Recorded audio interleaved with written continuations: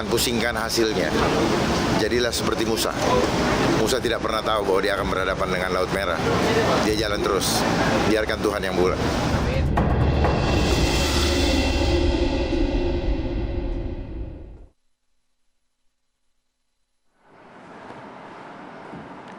Halo, selamat malam pemirsa. One on One kembali menjumpai Anda selama 1 jam ke depan. Dari awal tadi Anda sudah melihat siapa yang akan kita ajak berbincang malam hari ini di One on One.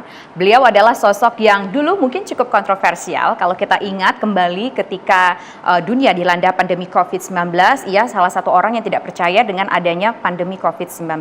Nah, kali ini kita mendapatkan informasi bahwa yang bersangkutan ingin maju menjadi bakal calon gubernur DKI Jakarta melalui jalur independen. Langsung saja saya sapa, saat ini sudah bersama saya Komjen Pol Purnawirawan Dharma Pongrekun.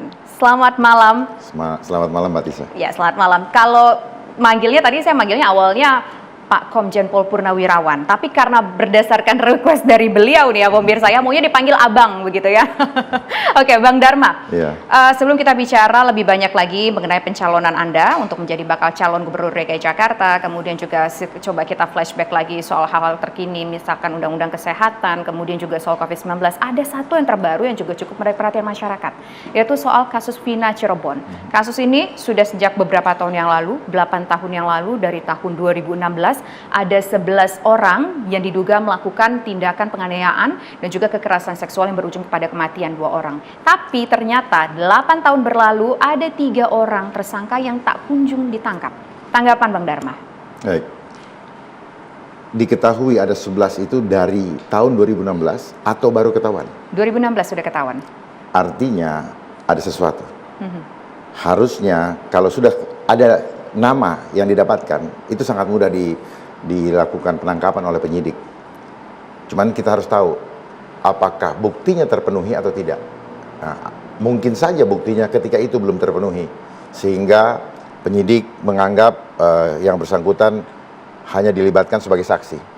Gitu. Tapi informasi yang beredar di luar sana, meskipun kita belum bisa mengkonfirmasi secara detail, otak dari pelaku tersebut, otak dari tindakan kriminal tersebut adalah salah satu di antara 3 yang masih buron itu, Bang Dharma. Kalau menurut Anda bagaimana? Otaknya, kalau memang sudah ketahuan tinggal ditangkap. Kenapa ya? Sayangnya saya tidak terlalu mengikuti ya, jujur aja saya tidak mengikuti karena kesibukan kemarin, jadi sama sekali lost dengan media.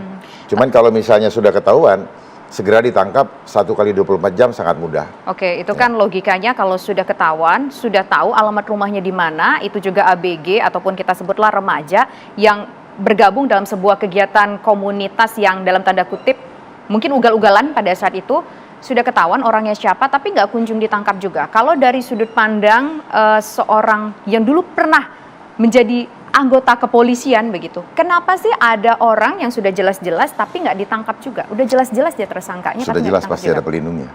Siapa pelindung? Ada pelindung ya? Pasti ada pelindungnya, siapapun itu saya tidak tahu. Karena saya tidak tahu satu persatu siapa tersangkanya, siapa yang menjadi otak pelakunya, tetapi pasti ada sesuatu hal yang perlu diungkap. Apakah ada pelindungnya atau ada hal lain dalam tanda kutip? Biasanya kalau nggak ada pelindung, hal lain dalam tanda kutip apa? Apakah karena dianggap korbannya adalah masyarakat biasa, kemudian juga pelakunya cukup banyak, dan mungkin juga dianggap ini anak-anak kenakalan remaja, jadi ya udahlah dapat 8 udah cukup. Ada nggak sih mungkin kepikiran-kepikiran kayak gitu?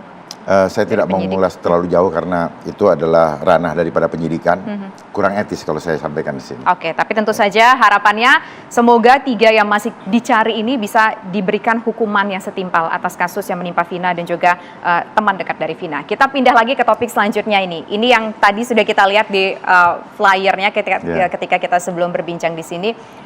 Bang Dharma maju sebagai bakal calon gubernur DKI Jakarta dari jalur independen. Kenapa? Akhirnya setelah pensiun ya, kalau nggak salah awal tahun ini atau tahun kemarin ya pensiun ya? Awal Februari. Oh, awal Februari 2024 ini.